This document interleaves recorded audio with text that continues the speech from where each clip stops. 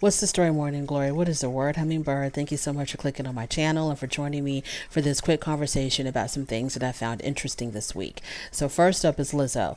Lizzo's being sued. And I cannot believe what she was being sued for. She's being sued for sexual harassment and for creating a hostile work environment. Now, what I thought that was so surprising was that Lizzo is like the queen of body positivity. She is the queen of body acceptance. She's anti-bullying, anti-fat shaming, anti-body shaming, and this lawsuit specifically alleges that she fat shamed her own dancers. And so I was like totally confused. So back in 2022, Lizzo had a reality TV show called Watch Out for the Big Girls, and it was a show that was looking for dancers to dance on her, to be a part of her touring group. And in this reality TV show, she wanted to show that, you know, plus size women can dance just as good or better than, you know, your normal sized women.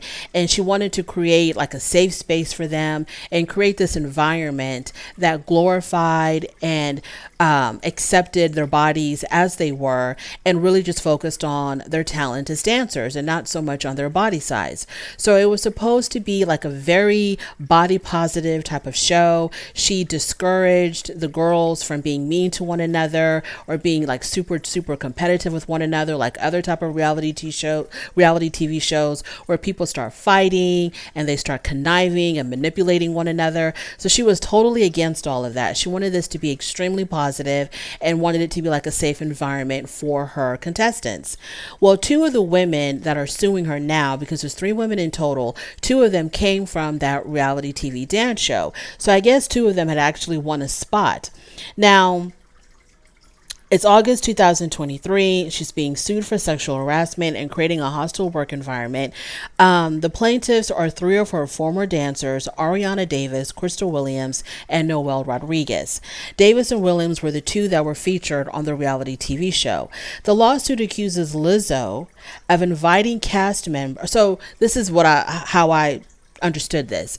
They were in Amsterdam. I think they're part of her tour, and they were in Amsterdam, and she took her dancers to the red light district of the city, and she took them to a nude strip club.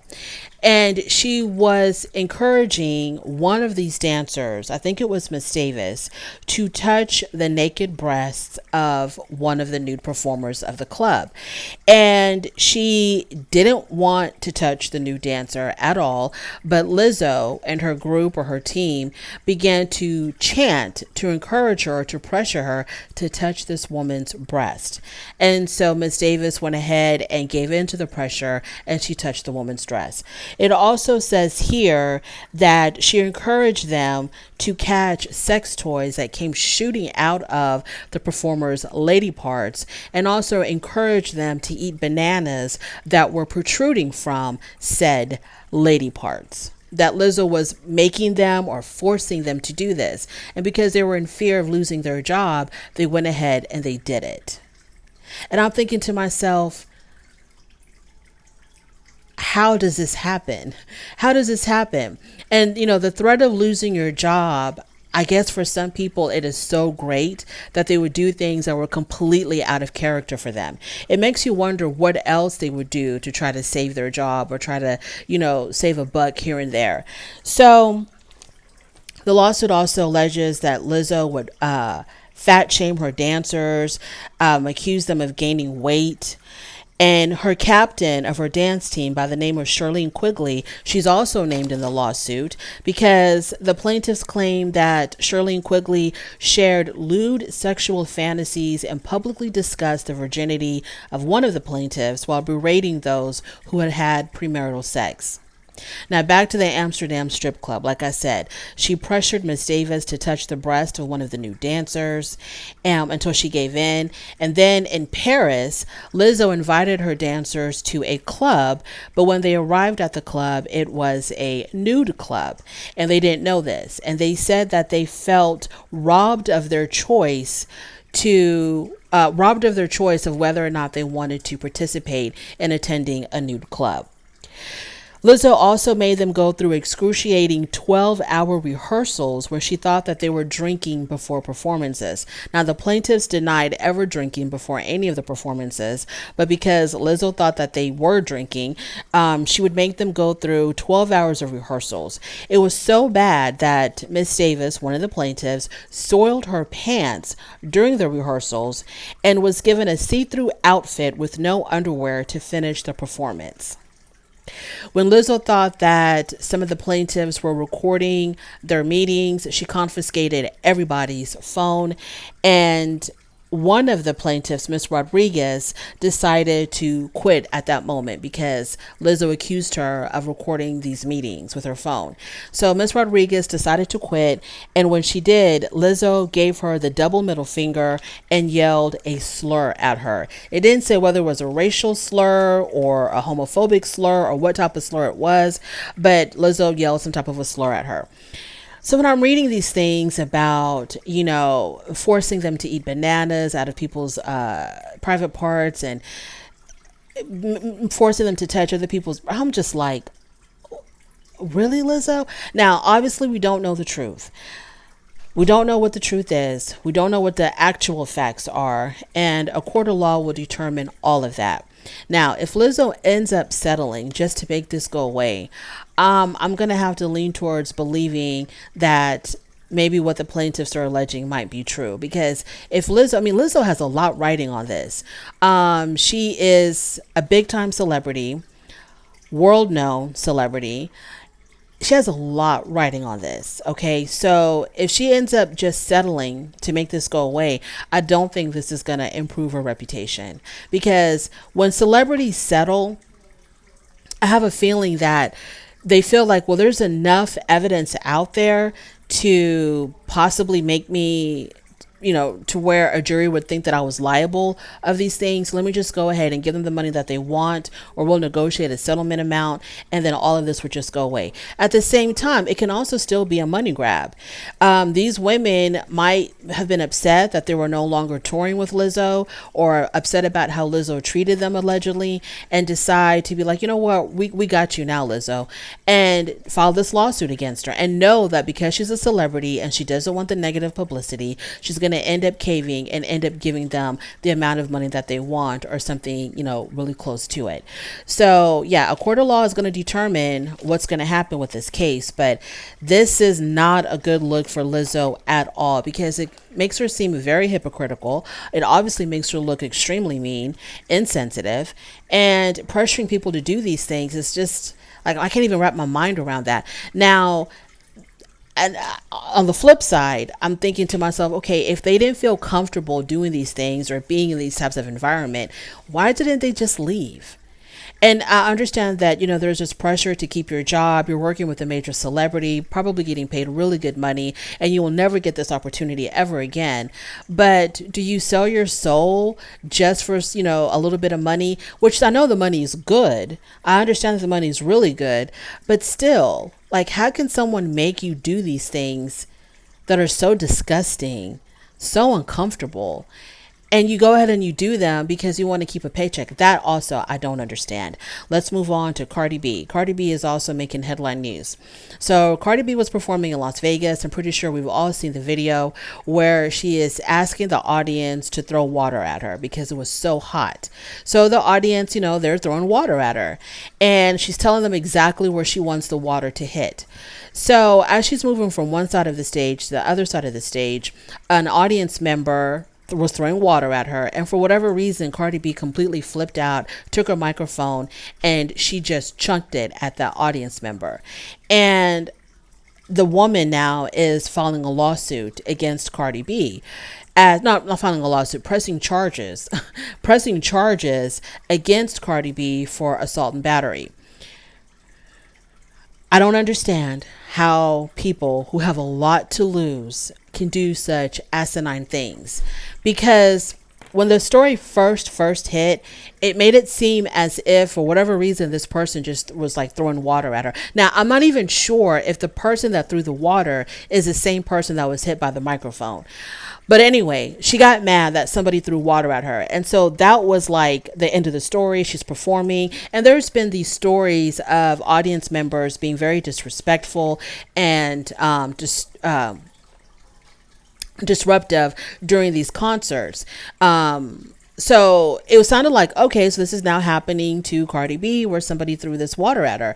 Well, when you read the full story, when the full story finally came out, Cardi B was asking people to throw water at her.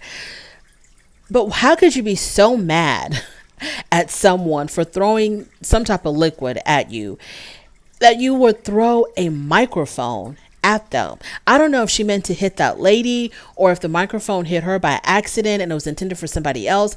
I'm not really sure on that part because there was a lot of people, and you know how it is with the cameras, it can only capture so much. So I don't really know, because you see like a man's hand throwing this water at her, but then she chunks her microphone at a woman who I don't think she was the one that threw the water at her. I'm not sure what happened.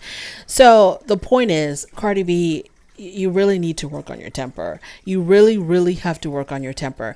You're the one that has the most to lose. Okay, you're the one, you have the reputation, the money. You're the one that has the most to lose. So yeah, somebody threw some type of drink at you. The best response would have been to tell them to stop, don't do it again, have security escort them out, or stop the performance and go get yourself together. But throwing a microphone at someone's head? No, ma'am. That's unacceptable.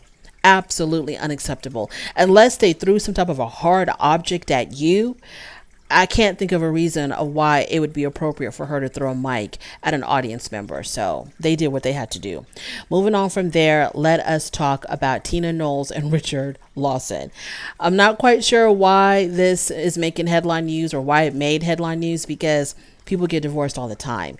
So Tina Knowles and Richard Lawson announced that they were separated, and one of them has filed for divorce. One or both of them, I don't know, have filed for divorce. And everybody is like so shooketh about this, and I don't understand why. People are claiming that Tina Knowles disrespected her husband in an interview that she did. I think it's for a show called Black Love, that she disrespected her husband by saying that he wasn't perfect. And I saw the interview, and to me, it really wasn't that big of a deal, because it wasn't like she was saying, you know, there's something wrong with you and you're not perfect. It was like she was saying, you know, I had this vision of my, you know, ideal mate, and I met you and you're not perfect, but you know, you're perfect for me, or you're right for me. That's how I understood it. That's how I interpret it. She was like saying, okay, you may not be perfect. You got a lot of issues. You got problems here and there. But you know what? You are perfect for me. You're okay for me. I don't know why this was blown out of proportion like that. And people are just running with it and saying she's disrespectful. She's not honoring her husband. A man has to be respected. And how dare she say this in public? I didn't say anything wrong with the interview, because nobody is perfect. So I don't know why that was so bad for her to say. I don't know if it was the eye roll that got people, you know, all out of sorts, because when she said, you know, I've had this vision of the perfect man, but then I met Richard, and, you know, even though he's not perfect, and then he looks at her like, huh, what? And then she's like, yeah, you're not perfect. So she does this eye roll thing. And, I don't know if that's what got people upset. And then they go into, maybe if it wasn't that, or on top of that, it was his addiction to certain adult material. So they go into Richard Lawson's Twitter, and people start pulling out his likes. You know, when you like something or when you heart something on Twitter, Twitter keeps a record of all of that. And if you follow that person, I think you can pull that up and you can see all the tweets that they liked. And he liked a lot of hardcore adult material. And so now they're saying, well, maybe he was an addict to this type of stuff. He was addicted to it, and maybe that's why they're filing for. To me, these are two grown very grown, very mature people. Whatever reason their marriage didn't work out, they're filing for divorce and going their separate ways. That's how I see it. Now, the only thing is, it's a little bit coincidental that her jewelry, $1 million worth of jewelry and money was stolen around the time people were speculating that they may have separated. I don't know if the two are connected. Everybody's saying that it's an inside job. Even law enforcement is saying that it's an inside job. So I don't know what's going on there. Also, I think this could have been a really beautiful love story, because I saw a video on YouTube. So I don't know how much credence to give it, but I saw a video on YouTube that said that Richard Lawson has been wanting Tina Knowles. Well, she wasn't Knowles back then. I think her last name was Beyonce. I think that's the maiden name. Tina Beyonce. I don't know. That Richard had wanted Tina from since 40 years ago. He had wanted to be with her. Things didn't work out. She ended up with Matthew. He ended up with somebody else. I guess he was always pining for her. Then there came an opportunity for him to get with her. He got with her, a woman that he had been in love with for 40 years. It could have been such a beautiful love story if they would have stayed together. But yeah, it ended up being your typical average, American marriage. They lasted about 7 or 8 years, and now they're headed to Splitsville. Moving on from there, we are going to talk about Kevin Spacey. Kevin Spacey was sued in London for, of all things, sexual harassment by some London actors who said that he was extremely inappropriate with them, putting his hands on certain parts of their bodies, touching them inappropriately, etc. And they filed a lawsuit. Well, the jury came out with their verdict, and they said that Kevin Spacey was not liable. This was a civil lawsuit, not criminal. So they said that Kevin Spacey was not liable, that he did not do these things, or there wasn't enough evidence to prove that these things were done. So they let him go. Now, Kevin Spacey had said throughout the trial that he's got work to do. He's got projects to do. And this trial was kind of like an inconvenience for him. So he was like, come on, let's get on with it. I got stuff to do. And he was granted his wish. He can go back to working his projects or doing whatever he was doing because he has been cleared. Moving on from there, let's talk about Kylie Jenner. So Kylie Jenner, after all these years, she has admitted that she did have plastic surgery, that she did have breast augmentation surgery. So when Kylie Jenner started coming up on the scene, people were noticing that there were some drastic changes in her physical appearance. Obviously, it was her lips. She came from absolutely no lips at all to these full, voluptuous Bratz doll type of lips. So I don't know if she's ever admitted to getting lip injections, but when it came to her breast, she said that she had never had surgery on her breast. She said that what's making her look so full and plump and bigger than she's ever looked was because she was wearing a certain type of Victoria's Secret bra. She called it, she said it was the Victoria's Secret bombshell push-up bra, and that's what's given her this really full, voluptuous look. She completely denied that she had any type of breast augmentation surgery. I don't know why all of a sudden now she's decided to come clean with it. Because on Keeping Up with the Kardashians, evidently this is when she finally confesses. I don't watch the show, never have, never will. She confesses on the show that she did have breast augmentation surgery, that she regrets having it at the tender age of 19. She wishes that she would have waited until at least after she had children, but she never envisioned that she would be having babies at such a young age. I think was she 20 when she had her first child? I think she was about 20. So was she 20 or somewhere in her early 20s when she had her first child? So she says that she wished that she would have waited. She's encouraging other young girls to wait until until they're a little bit older. She doesn't want her child to go through what she went through, where you feel a certain way about your body at a very young age, and as soon as you become legal, you're out there getting plastic surgery. So this is the reason why she regrets it, because of the example that it sets to her daughter and other young girls. She wished that she would have waited. So if that's the reason why you're confessing, I accept it. I can dig it. I think that's a very good reason. I think that's a very good message. But Kylie, I'm sorry. You and your sisters, we can all tell the work that y'all have had done.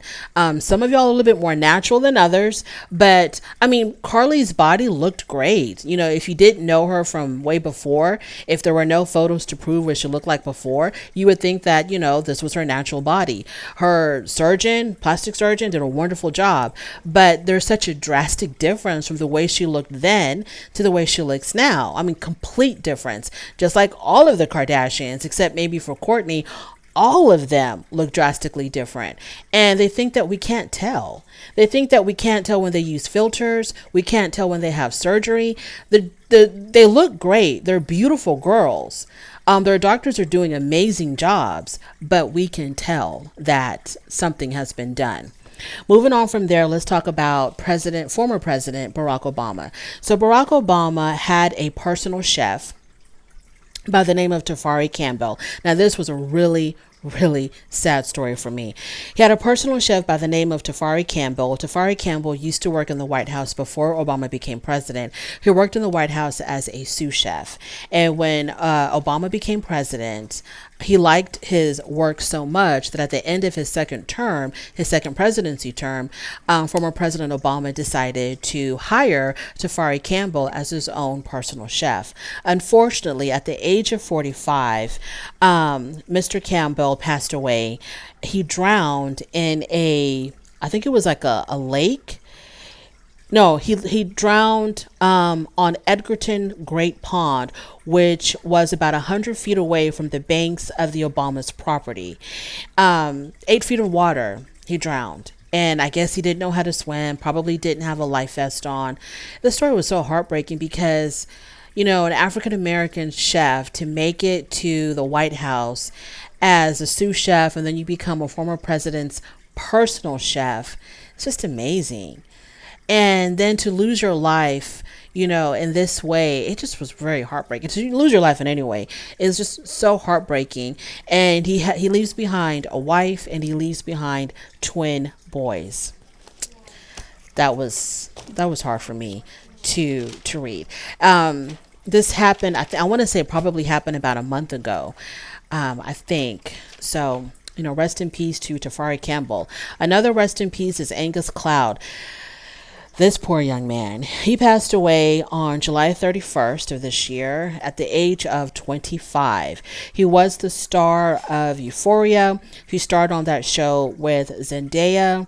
And he died at his family home. The cause of death, I think it's still unknown as of today, August the 2nd. I did read, I think it was on TMZ, that his mother speculates it could have been a drug overdose. What makes this story even more sad is that days before he passed away, he lost his own father to cancer. And it was a very quick passing. His father was diagnosed, and then a few weeks later, I think, he was gone. So it took him extremely fast. So Angus Cloud, they said that he really struggled with the passing of his father. And he probably had struggled with mental health before, and then his father's death probably just exasperated it, and now he is no longer with us. Now, the fact that he passed away so soon after his dad died reminded me of Carrie Fisher and Debbie Reynolds, because Carrie Fisher passed away on December the 17th or 18th of 2016 from natural causes, and then Debbie Reynolds died December the 28th of 2016. So like days after her daughter died, Debbie Reynolds passed away. I have heard stories like this where when a child dies, then the parent also passes away, either from natural causes or from taking their own life, because it just can't go on living without their child. But I've never heard of a child passing away so soon after their parent. So rest in peace to Angus Cloud. Also rest in peace to Tony Bennett. He passed away July 21st, 2023 at the age of 96. God bless him, 96 years old. The cause of death was not specified, even though he was diagnosed with Alzheimer's back in 2016. Now, I had read the article that was written on him after he passed away on rollingstones.com. They wrote a beautiful, extensive article about this man's life, and it just blew my mind. We all know who Tony Bennett is. We all know that he's this very smooth crooner, very reminiscent of like Frank Sinatra, Bing Crosby, very reminiscent of that type of music. And he was able to still sing that type of music for 80 years. He was in the game for 8 decades. So it talks about his rise to fame. He is of Italian descent. He has a very beautiful Italian name. His government name, I didn't even write it down. He has a very beautiful Italian name. And when he first got started in the industry, he went by the name of Joe Barry, which was shortening his name. And because he wanted it to sound less Italian, to be more accepted into the mainstream. Well, Frank Sinatra heard him sing way back in the day. I think it was like in the 1930s or 40s or something. Frank Sinatra heard him sing and was really impressed by him, asked him to be his opening act, and then said to him, why do you go by Joe Barry? Why don't you go by Tony Bennett? So he decided to go by Tony Bennett. And it talks about how he had he had faced all kinds of adversities because he was Italian. There was racial adversity. He was in the army. And when he was in the army, he faced even more racial adversity because he had a friend, a buddy in the army with him who was an African-American man. And they were caught eating lunch together one day. And because he was eating lunch with a black man, the army demoted him and demoted his pay. He marched with Martin Luther King and Selma back in 1965. He overcame a cocaine addiction that nearly took his life because he almost drowned in a bathtub after consuming some cocaine. I think this was like back in the 70s. He almost lost his life to that. In the 70s and 80s, due to drugs and due to the change of the music scene, he nearly lost his career. But he was able to bounce back because in the 70s and 80s, the music scene had completely changed. Punk rock was in, pop music was in, so nobody really was listening to the smooth jazz songs anymore. But he was able to somehow revitalize his career. He never swayed from that type of music, the jazz, the love songs. He never swayed from that. He just made it new and fresh and popping again, especially when he worked with younger, fresher artists. He worked with Lady Gaga, won an Emmy with their duet. He worked with Amy Winehouse, won an Emmy with that duet. In total, this man won 18 Grammys, including winning an Emmy for his MTV Unplugged album. So it's just wonderful to see someone stay true to themselves, but be open enough to kind of, change things around a little bit, to still be current, to still be fresh, but still staying true to the music that he loved. He's best known for his song, I Left My Heart in San Francisco. Beautiful song. So rest in peace to the great Tony Bennett. I absolutely enjoyed reading that story. Another rest in peace to Pee Wee Herman. He passed away at the age of 70. He was born Paul Rubens. He died on July 30th, 2023 of an unspecified cancer. Now, I did not know that he started the character Pee Wee Herman back in 1977, and he stayed with that role up until his death, practically, or up until he made his last public appearance. He's always been known to us as Pee Wee Herman. Never gave up that role. Made a lot of money, became super famous for everything involving Pee Wee Herman. The movies, the television show, Pee Wee's Playhouse, which is what I grew up on, the merchandise of the Pee Wee Herman dolls and everything else connected to Pee Wee Herman. This character made him a superstar, made him an icon. Unfortunately, back in the early 90s, he kind of ran into a snafu. He was arrested in 1991 for indecent exposure in an adult theater. He attempted to convince the arresting officer to not arrest him by promising him to perform at the police department's annual children's event. But yeah, that didn't fly. He was still arrested. He got 73 hours of community service. The public was outraged that he was even punished for that because they saw this as a victimless crime. So he had a huge support from the public when he was arrested.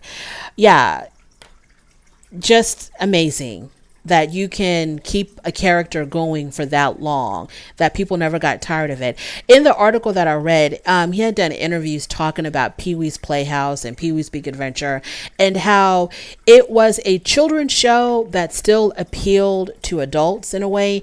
And he talked about how difficult it is to have a show that is very child friendly, that is a children's show, but for it to be not too preachy or not too heavy on ABCs and 1, 2, 3s and, too educational, but it's still fun. It's still entertaining. The kids are still learning. Big kids like it. Little kids like it. So it was so magical how this show was created that appealed to such a wide audience. It was, it wasn't as kiddie as Sesame Street, but it wasn't too adult or too grown up for kids to not enjoy it as well. So yeah, that was just amazing. The show itself won 22 Emmys. Paul Reubens was nominated for 14 and he won 2. So it was an extremely successful show. Now, I'm going to get a little bit serious now. Let's travel on to Singapore. Rest in peace to Saradewi Jamani. Okay, let's talk about Singapore for a hot minute. So Singapore has some very strict laws. Now, back in the 90s, I think it was either the 90s or the early 2000s. I don't remember. There was a story about a young American man who traveled to Singapore and he littered. I think he threw like a gum wrapper on the sidewalk or something. He didn't throw it away in a trash can. So he was accused of littering. He was charged and convicted of littering. And his punishment was to get so many thrashes, to be whipped so many times in the town square or something. The world was outraged. America tried to intervene to stop him from getting these thrashes. And Singapore was like, no, this is how we do it over here in Singapore. If you don't want to get whipped, don't throw bubblegum wrappers on the ground. Put them in the trash can.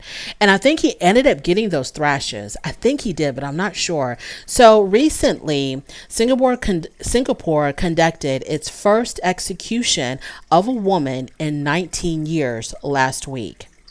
And it was the second execution that week for a drug trafficking offense. The woman is Saradewi Jamani. She was 45 years old. Back in 2018, she was sentenced to death for trafficking nearly 31 grams of pure heroin. It was enough to supply the addiction of 370 heroin users for an entire week.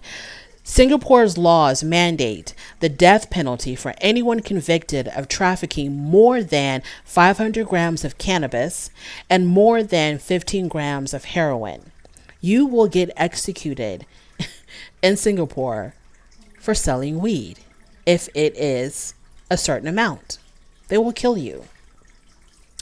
So Ms. Shamani, she was the second execution that week for a drug trafficker, the first woman to be executed in 19 years. And I think their executions are done by hanging, I think. The other person who was executed that week was a 56-year-old man by the name of Mohammed Aziz Hussein. He was also charged and convicted of drug trafficking as well. So they killed 2 drug traffickers in 1 week. Yeah, they do not play in Singapore. You think the execution laws are bad in Texas? Honey, you haven't been to Singapore. Thank you so much for joining me. I really do appreciate it. On your way out, please don't forget to rate the video. If you like this content, subscribe to my channel, and I'll definitely talk to you later. Bye.